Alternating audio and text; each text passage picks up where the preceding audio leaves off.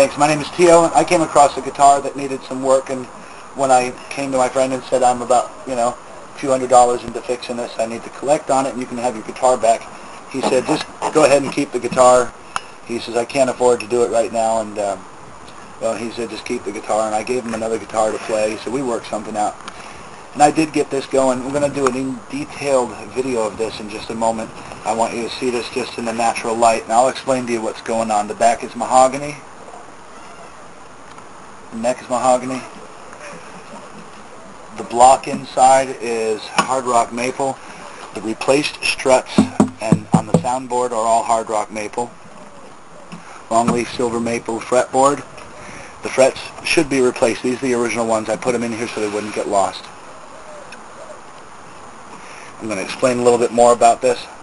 This very, very rare find is a 1937 Russian army guitar made for the Ukrainian army by Stalin himself.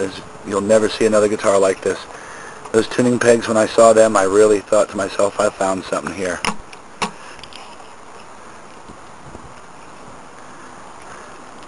Now, apparently, the best I can get, even with a magnifying glass, is that seems to be two Russian officers back-to-back. I can't tell if they're Russian or not, but two officers back-to-back, one with an instrument and one seems to have some sort of armament. So that definitely clinches a little bit about its history. We're going to explain a little more of this. Thanks very much. This is what I found out to be a 1937 Ukrainian Russian-made guitar. That's the label. I'm going to explain that in a minute. Bought at an estate sale in 2005 in La Quinta, California. And this guitar had some very interesting characteristics that made me really interested in it. As you can see, the tuning pegs are little military soldiers. This is a 12-string. Everything's original on it. I did have to replace the screws on the back. I lost some of them. Some of the original ones I do have. And these were what was on there. I couldn't find some of them after we were done. Now, to work down this, as you see the back of the neck, you can see the waves in it. I know I can feel it. It's totally hand cut. And it's a walnut neck and sides. Now, it had some water damage, and I'll explain the work that I did to it structurally in just a moment. These are surface mount, much like a nylon string would surface mount and not have pegs to put the strings through the body. The only thing I had to replace, I got a piece of longleaf silver maple and redid the fretboard. Now at the bottom of the fretboard, this would have sat as a string guide right exactly there. Now I still have that.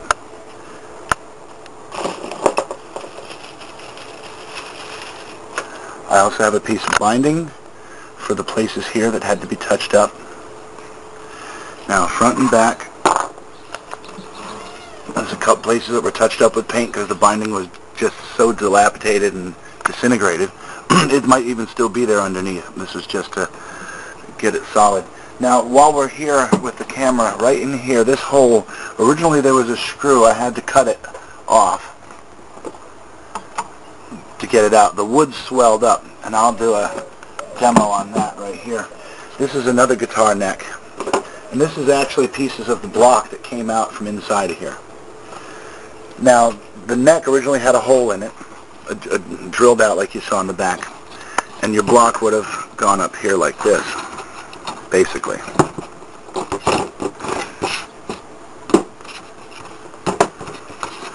Basically your block would have matched up to it, okay?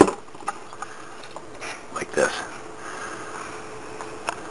What happened is it got so swollen inside here that it all became one piece from the front to the back, pretty much.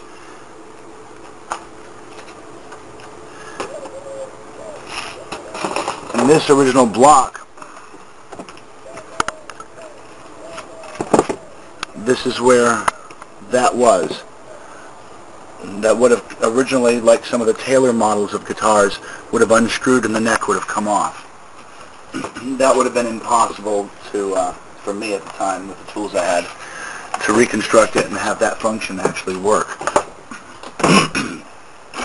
Now when I got it, I needed to replace a lot of the faceboard pieces, so I shaved some pieces of hard rock maple to the exact same size, and I replaced the interior supports. Everything's good and solid. There's one support that I'm going to use an original for. Right here above the label, that support's missing. I'm going to reshape an original support and put it in place for it. You can see the new block up in there that I made for it. Now, I had this checked out at a local music store with an excellent reputation for being impeccably honest and very knowledgeable. And he estimated this to be a 1937, late 30s issue. I'm going to show you some of the things that I found out at UCSB, at the Russian Language and History Department. Now this is going to be a little hard to see the label.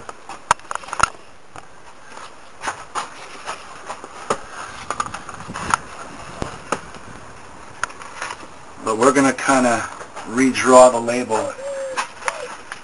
I'm no artist, but I'm trying to give you a better image of what's going on with that label.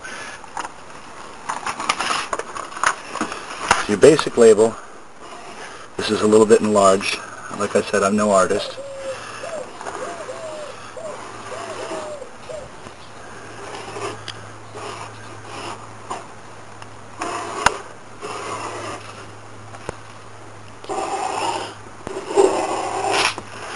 Okay, that's the basic label that you see in there.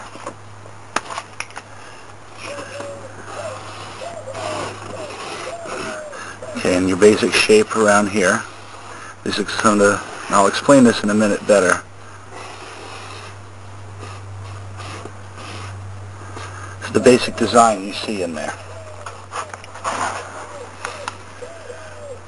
And in the very center, I'll explain what that is. It says what looks like in English Ritapa, and then AKV Ustica. I don't know how it is, but now this basically Ritapa, that means guitar, and AKVUSTICA, Akvustica, is acoustic, so it's an acoustic guitar. Now in this time era, these guitars were considered a romance instrument. Now what gets more fascinating about this is that to the right of the word Ritapa, you see that little bit of red there. That little bit of red, they had said to me, looks very much like the Russian army symbol. And you can still see some of that coming down in here, like this, in the back of this label. Now, there's a little stamp that I'm not sure what it means, some artistic little thing, and they think it's some kind of musical clef or harp over here on the left of that label.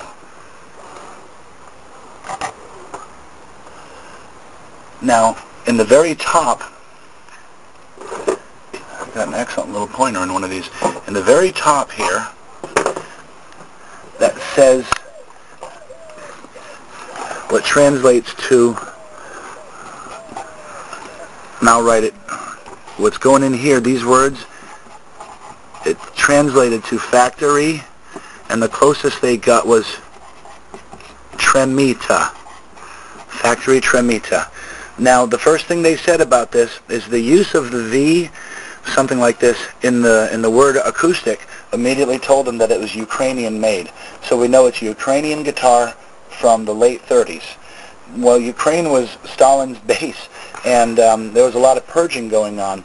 One of the Cyrillics professors came back with something printed out about 8 Russian officers with ties to America were purged by Stalin himself. They were some of his closest, most trusted people, but they had family or friends or someone they even knew in America, any ties at all, they were purged. So this was made in Factory Tremita, which they're saying would be a town. There's right here, to the left, I'll show you this in a second, this would be these two markings right here. It's article and like a model number, and then there was originally a price of some kind.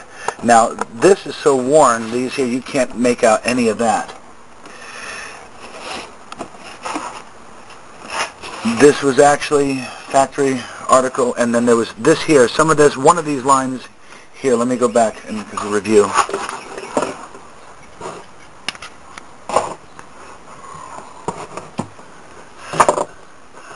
Okay, that would have been down here to the bottom right.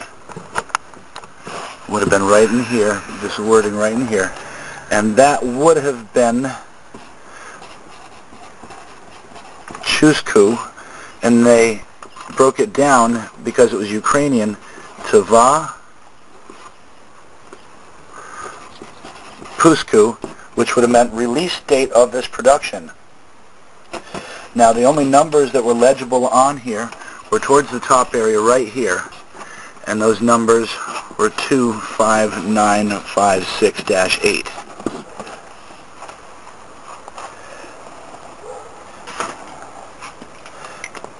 Either somebody lost their life to get this guitar to America, and either would have been purged had they found out someone had ties to America, or they ran to America with that on their back. But this guitar was the kiss of death for somebody.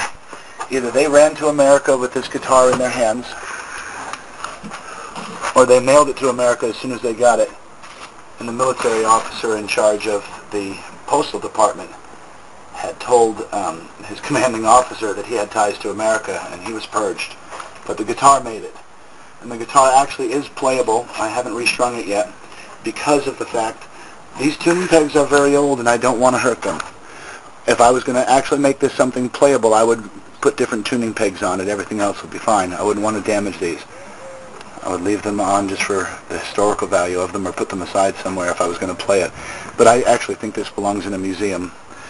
Now, when I went to my friend and said, I've put the neck back in place and reblocked it, I've resupported all the wood in the face, I squeezed some glue and steamed these veneers back down to stabilize it. This had a little bit of water damage, but this is all stable. It's very tight. I also had to stabilize the wood veneers up in here. All the rest of this mahogany is factory. You can even see the burn marks in the cutting where he cut the wood. This is totally hand done. I mean hand tools, not a Dremel. The fretboard is the only thing that I replaced. It's longleaf silver maple with ebony dot inlays. It's just a wonderful collectible piece. I don't think you'll ever see another guitar like this. The sound should sound great if you decide to play it. But for someone historical and the Great Purge of Russia, and I mean before World War II, some of the prelims to that was what was going on there at the time. And like I said, I don't know, I'm trying to get the camera, I know it's not real good, but you can see this waviness right in here. This was totally shaved by hand. Underneath the finish you can see some of the rough cut marks that were done. That's underneath the finish. That wasn't from me, because I only worked on it from the neck up. This is original. Thanks very much. Please contact me if you have any questions about the guitar.